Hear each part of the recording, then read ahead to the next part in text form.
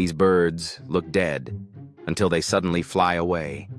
Lying motionless in piles of leaves or grass, they appear completely lifeless. But the moment you get too close, they spring to life and take off. It turns out they're bluebirds, a species known for rarely building nests.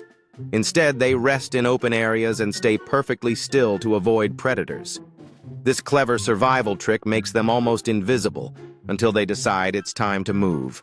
It's not laziness, it's a survival strategy. So the next time you see a lifeless bundle in the leaves, it might just take flight.